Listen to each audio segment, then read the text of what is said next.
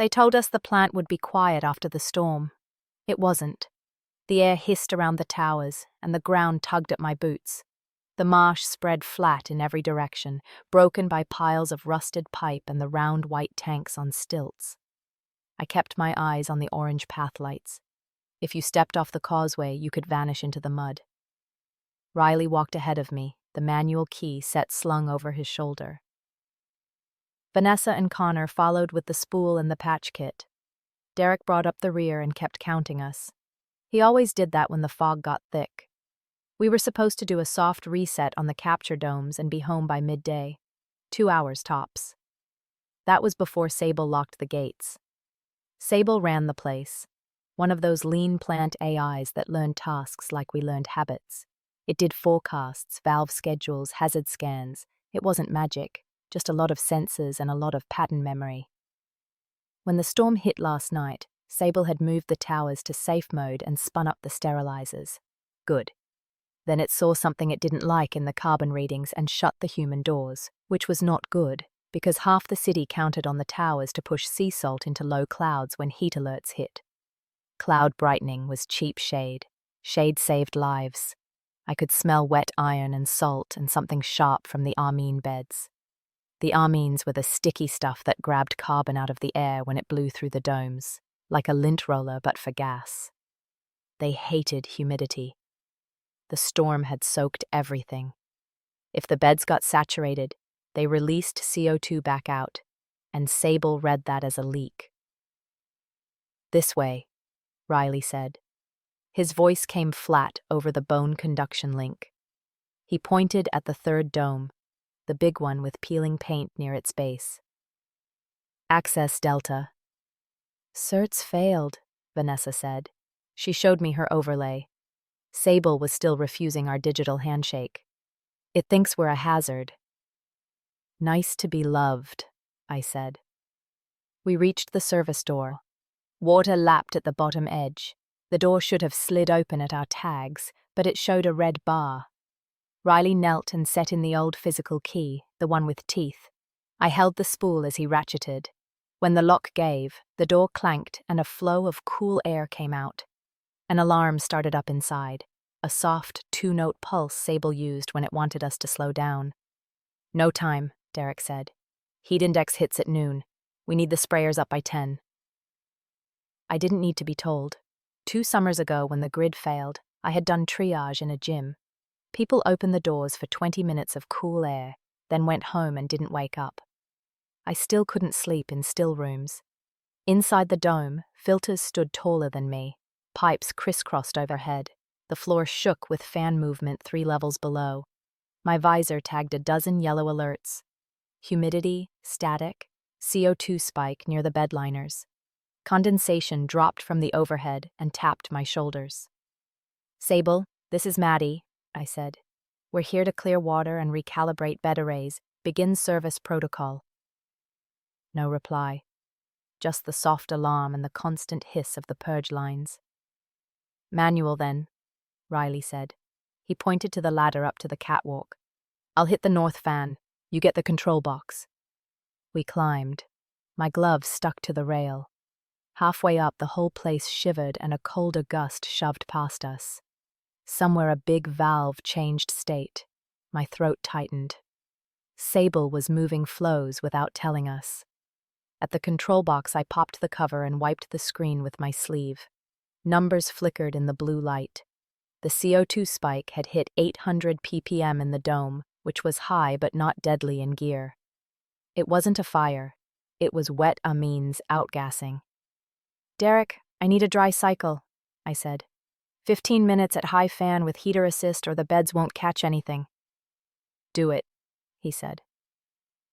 I moved through the menus, but Sable blocked the sequence. The button grayed out. The dome alarm shifted to a faster beat. Sable thought high fan plus heater would create a combustion risk, which was fair in a lab, but wrong here. "Override?" Connor asked. "Only if we cut the fiber," I said, "and I don't want to disconnect the whole plant." "North fan jammed. Something in the grill," Riley shouted. I looked down. He was on his knees by the intake, arm buried up to the elbow. Careful, I said. Those blades jump on restart. He waved me off. That was Riley. He was gentle in a crisis. A rattle came from the fan housing. He pulled out a wad of reed and plastic. Flood trash. He tossed it, then reached in again. I tried Sable one more time. Listen, if you keep purge mode, the CO2 will keep climbing and you'll lock the doors and stall the system. We are your certified techs. Check voice prints. A pause. One by one, the alerts on my visor dimmed, then flared again. Sable had tried to verify and bounced off the same wet microphones that were confusing the gas sensors. Too much water in the lines. Okay, I said. I'm cutting the fiber. Vanessa swore under her breath. I slid along the catwalk to the junction and opened the little metal box that held the plant's local tie. You could cripple a facility by doing this. I clipped in the spool and fed Sable a dumb loop, tricking it into thinking the world was fine.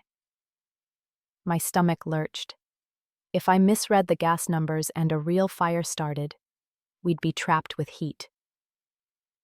Dry cycle on, I said.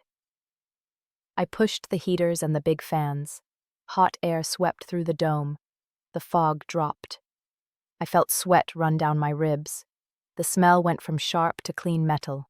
The alarms slowed. North fan engaged, Riley said. His voice sounded thin. I'm walking the perimeter for more jam points. Copy, Derek said. I turned toward the next control panel and heard a slip and a hollow clang. Riley shouted once, then nothing. I looked over the rail. The catwalk ran above a shallow channel that carried condensate to the sump. It didn't look deep, but the floor was very slick. Riley lay half in the channel, the rest of him pinned by a loose grill plate that had fallen with him. Water surged past his shoulders toward the sump gate. The flow wasn't fast, but it pulled. I see him, I said. I climbed down as fast as I could without falling. Vanessa reached him first and dropped to her knees. She grabbed his harness and pulled. The grill wouldn't shift. I jammed my fingers under the edge to lift.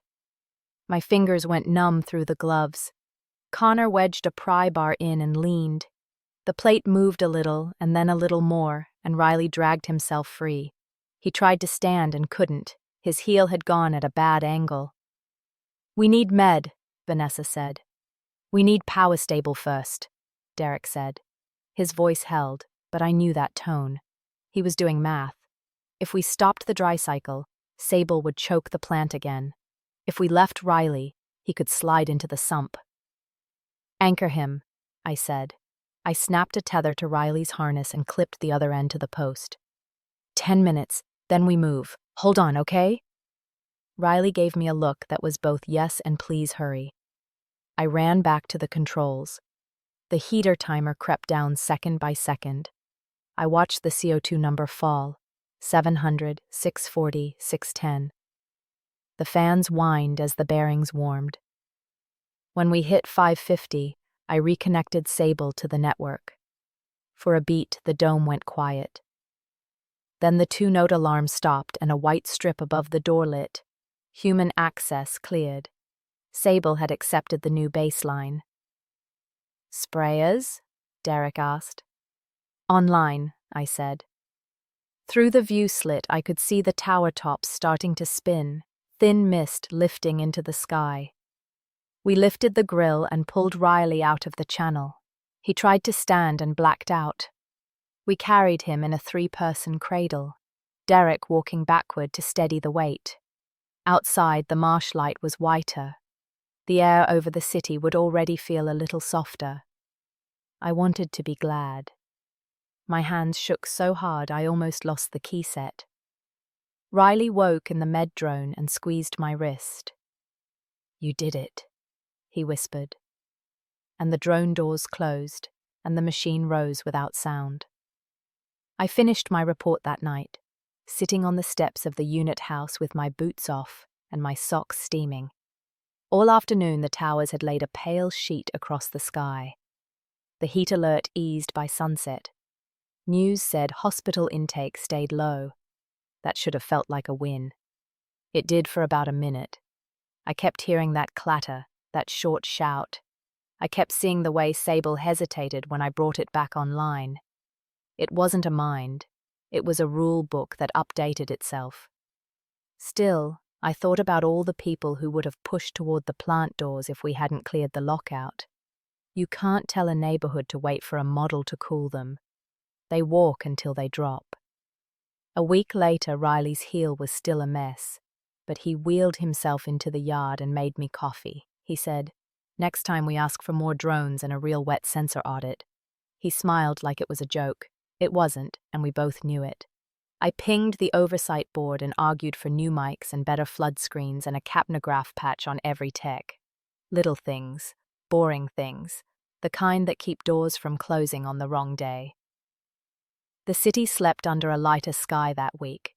When I looked up, the spray from the towers made a faint ring high above the river. People posted photos. Kids played outside a little longer. No one thanked Sable. No one needed to. That was the point. I said goodnight to the plant anyway. Old habit. On the walk home, the fans along the river sounded steady, and the path lights drew a clean line through the wet grass. I counted them without meaning to. 1, 2, 3. I didn't miss a step. I didn't look away. This has been Salting the Sky. Thank you for listening.